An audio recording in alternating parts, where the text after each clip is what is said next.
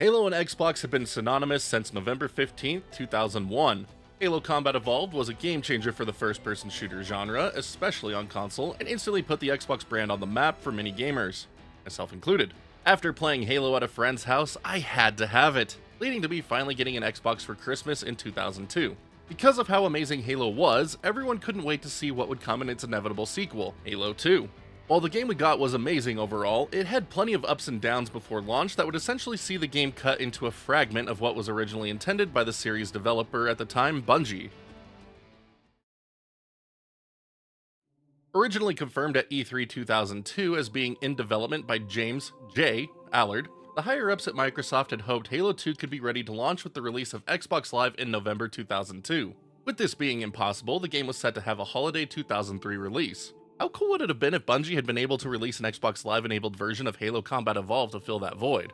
Unfortunately, ambitions at Bungie were far too grand, and they showcased a demo at E3 2003 that would not be possible to deliver. As a result, much of the early work on Halo 2 would end up being scrapped after E3 2003 concluded. We came back from E3 with a demo. We did not come back from E3 with a playable part of a level. That was really bad, actually. That wasn't the goal.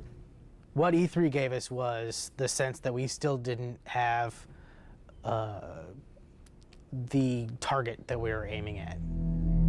So after E3, instead of being able to jump into all of our levels and go right into it, we're still trying to figure out where we're going and what the quality bar is going to be.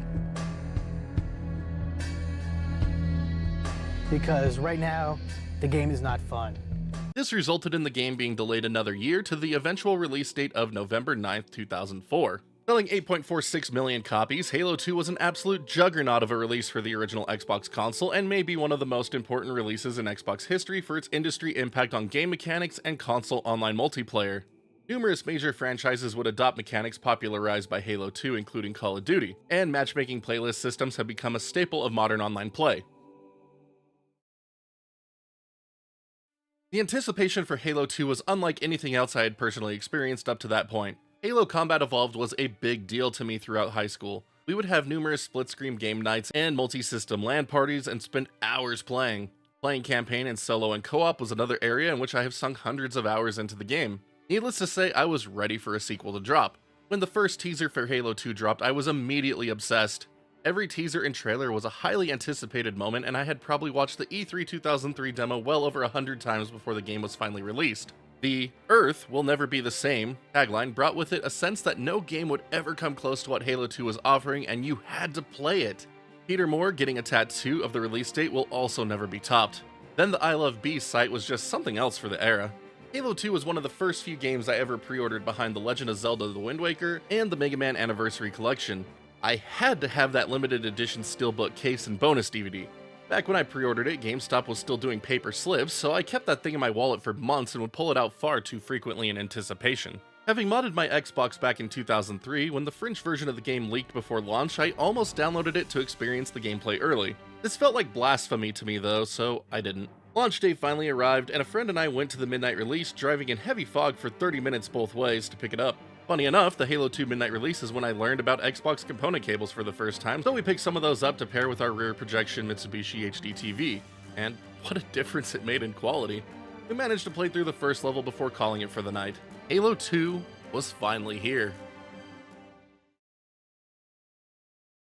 Halo 2 picks up roughly 1 month after the end of Halo Combat Evolved with the judgment of Thel 'Vadamee for his failures in protecting the sacred Halo ring. The Master Chief and Sergeant Avery Johnson, in contrast, receive accolades for blowing up Halo and other interim incidents that happen as they return to Earth. Immediately, the tone shifts as a Covenant battle fleet enters Earth space and the final fight for humanity's survival has begun. Unfortunately, the Halo franchises always relied too much on outside material to flesh out its story, with the first game receiving the Halo Fall of Reach book before the launch of the original Xbox to set up its story, and Halo 2 having Halo First Strike to do the same. While you can understand the story well enough without the books, understanding how Johnson survived the events of the first game is a huge mystery answered with an unsatisfying "it's classified" line. If you dive straight into co-op play, the game also skips over the intro cutscene of Vadamee's judgment and the story exposition found within the armory level. Players will need to play these scenes solo before switching over to co-op play to get the full story Halo 2 has to offer on an OG Xbox disc. The story presented throughout the introductory level of Cairo Station does an excellent job of setting the tone of what is to come for the next couple of levels. At the end of the Metropolis level, however, we get the starting realization that Halo 2 is no longer focused on the protection of Earth, with Master Chief and the crew of the Enamber-clad making a slipspace jump with the retreating Covenant ship that takes them to another of the 7 Halo rings. This is immediately followed by the revelation that you will be playing as Thel 'Vadamee as he assumes the role of the Arbiter. Both of these story incidents always sat wrong with me back at launch because of how much the protection of Earth aspect was marketed. Okay, it does still bother me a bit to this day. Why was Earth so heavily focused on when only 2 levels were set on it? Regardless, Halo 2 does an excellent job of telling a compelling story through the eyes of both factions through in-game chatter and cinematics. Numerous twists are included and culminate with a startling climax before we are abruptly cut off with one of the worst cliffhangers in history, right when we think we are finally getting back to Earth-based gameplay. While this cliffhanger isn't as bothersome today since we have Halo 3 available to finish the storyline, at release this was an absolute gut punch and soured me on the game's story for a long time. Playing Halo 2 for the first time in 2004 was incredible, as it felt like a natural improvement over Halo CE while remaining familiar. Even today the gameplay holds up beautifully on an original Xbox. To accomplish this, Bungie modified its Blam engine used for Halo CE and was the first company to use the Havoc physics engine to give Halo 2 the iconic feel we know today. All the control aspects featured in Halo CE make a return and work perfectly on the Xbox controllers, with numerous preset options available. Aiming is tight and gunplay introduces better recoil and effects compared to its predecessor. My only complaint with the game's controls is the reduced grenade throwing range, as that was iconic to us from CE, but it is made up for with better jump height and more weighty vehicles. The introduction of Covenant vehicle boosts and Warthog power slides is also extremely welcome, and I am glad they have become permanent parts of the franchise. Halo 2 also introduced more destructibility to its game world, and while not as intense as in games like Red Faction, it adds to the feel of the world in both campaign and multiplayer. This time around, vehicles are also destructible. In the Halo CE campaign, only Covenant vehicles could be destroyed, so having this parity is nice and adds to the variety and suspense in multiplayer when your team's tank or Warthog is on cooldown. The introduction of a vehicle boarding mechanic further elevates vehicular gameplay, with reckless attempts at splatters potentially gifting your enemy your ride. This mechanic has been featured in the franchise since. Banshees being usable on a console version of Halo in multiplayer officially was also so much fun. Halo 2 also featured the homing rocket launcher for the first time to make blowing up the aforementioned vehicles both easier and more pleasing.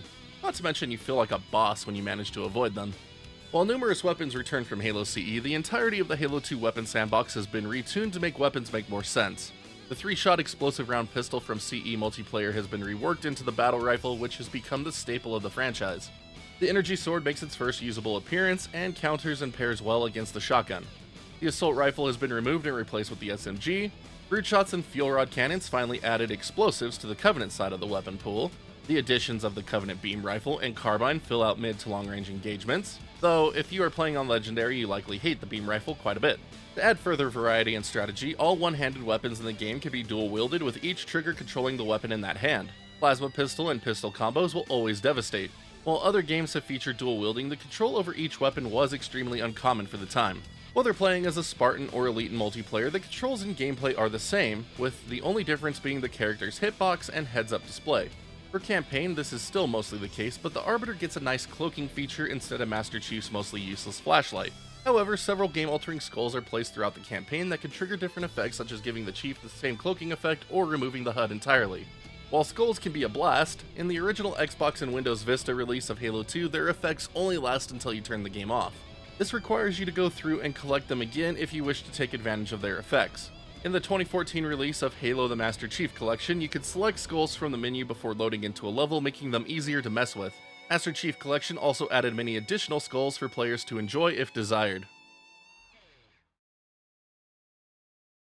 While I will continue to both enjoy and lament the campaign cliffhanger of Halo 2 for many more years to come, Halo 2's multiplayer can never be praised enough for what it brought to the table in 2004. Matchmaking as we know it today was something unheard of at Halo 2's launch, and it made getting into and playing games easy and enjoyable. The ranked playlist and ranking system were well done and let you easily compare yourself with others. Clans and voice chat, including proximity chat, were also supported and helped build the awesome online community Halo 2 had during its peak. Being able to see in-depth stats on Bungie's site was also very sick. The number of maps was decent at launch, and each felt that they fit into the game's world. Maps set on Halo, Earth, or High Charity were easy to identify. The number of playable maps would be expanded over the game's life through DLC map packs. The cool part of the map packs of the Halo 2 era was that they would become free to users after a few months and wouldn't permanently fragment the player base. All but 2 of the maps, which were released closer to the launch of Halo 3, also became available on a separate installer disk. 2 additional maps were created for the Windows Vista port that are now available on the Halo Master Chief Collection. It is still funny to think that Foundation used to be locked behind completing the campaign. The first patch release for the game would unlock it for everyone. Halo 2 would top Xbox Live player charts for years, only being dethroned temporarily by the release of the first Gears of War on Xbox 360 and finally being put to rest by its sequel Halo 3 and Call of Duty 4 in 2007. Original Xbox Live servers were shut down in April 2010, making the original online functionality for the game inaccessible for years. But now, 20 years after launch, the original Xbox version of Halo 2 has seen its original functionality restored thanks to the Insignia service. The DLC map packs are hosted on the service, making them readily available to anyone wanting to play them on an original Xbox today. In addition to online play, Halo 2 still featured 4-player split-screen multiplayer on a single Xbox console and 16-player LAN capabilities. Through services like Xlink Kai, players can utilize the LAN functionality to play against each other online. I have fond memories of doing so with modded maps and playing Halo 2 for years after the original servers were gone. I would also use Kai to learn the various super jumps found across the multiplayer maps before attempting to use them during online play. As great as the online component was for Halo 2, it came at the cost of the LAN parties and multiplayer sessions we used to do with Halo CE. While part of that comes down to life becoming more complicated after high school, and losing the use of an arm for months due to a crash after the game launched, the convenience of online play was just easier to get everyone together. I was just unlucky enough to live where high-speed internet was unavailable until 2008, so I would either have to use an internet connection sharing with my dial-up connection, or drive to a friend's house or use my father's dental office to bum high-speed internet off of. Unfortunately, the death of LAN parties has only increased in the 20 years since Halo 2 launched, and I still think we have lost something special. Audio is another key component of the Halo experience, and Halo 2's implementation was spectacular. You start with the iconic score from Marty O'Donnell and Michael Salvatore, which perfectly encapsulates the feel of the game through each level. Add to it sick guitar riffs from Steve Vai, which completely alters how original themes hit for the better. Punctuate this further with excellent sound effects. Finally, top it off with great voice work by the cast. The Halo 2 original soundtrack Volume 1 was released the same day as the game, and the guest contributions from Incubus and Breaking Benjamin were also very fun to hear in the main game. Halo 2 supports surround sound to elevate the experience for anyone with a 5.1 audio setup. Hearing all Covenant troops chattering in English instead of just grunts was a bit jarring for a while after launch, though. I have always found Halo 2 to be a mixed game visually. While the reliance on bump maps gives more depth to objects compared to Halo CE, it always seemed muddier overall. Character models look good, facial animations are not the best, but are certainly an improvement over Halo CE's efforts. Covenant species certainly see the most improvements across the board with far more details, but Prophets can look a bit off. The introduction of brutes and buggers further diversifies things, and each has a unique design that looks very cool. I still think Halo 2 has the best iterations of brutes. I do need to acknowledge that Chief's Mark 6 armor looks better than the tanky Mark 5 despite being a Mark 5 fanboy. Weapons are well modeled and have nice details to look at. Halo 2's skyboxes also look fantastic and add to each scene and map when combined with the game's lighting and atmosphere. The customization provided for the multiplayer experience for choosing armor colors for your Elite or Spartan and custom emblems further adds a personal element to the game that was lacking in Halo CE. After 20 years, Halo 2 is still ready to invite new players to experience all it has to offer. Thanks to its excellent core gameplay, fans of modern shooters can easily pick it up and play both the campaign and multiplayer aspects. Arena shooters today aren't what they used to be, so getting into some games on Halo 2 could be quite refreshing for anyone burned out on modern games. Fans of speedruns can find enjoyment in numerous glitches found in the game to complete it as fast as possible. If picking up an original Xbox isn't something you're interested in, Halo 2 was ported to Windows Vista in 2007, and while its original Games for Windows Live functionality is long gone, numerous mods for it are available that many may find interesting. Halo 2 also received a visual remaster with the release of Halo the Master Chief Collection in 2014 for Xbox One and later PC, and it looks better than ever. This version also runs the game at 60 FPS, making it smoother than ever, but numerous glitches have been patched or made harder as a result. Multiplayer also doesn't quite feel the same, and seamless campaign play from one level to the next has been removed. While it is easy to look back at Halo 2 with fond nostalgia, my personal experience with it was quite mixed for a long time. The campaign not focusing more on Earth always felt like a false advertisement, and the cliffhanger pissed me off for years. With the complete story being available now, that cliffhanger isn't so bad these days, but it still stands out with not wrapping up a contained story within its playtime. The franchise's reliance on outside material to convey story elements has also only gotten worse since Halo 2 launched. Co-op play when using widescreen settings on an Xbox system would also have the screen split vertically, which is horrendous.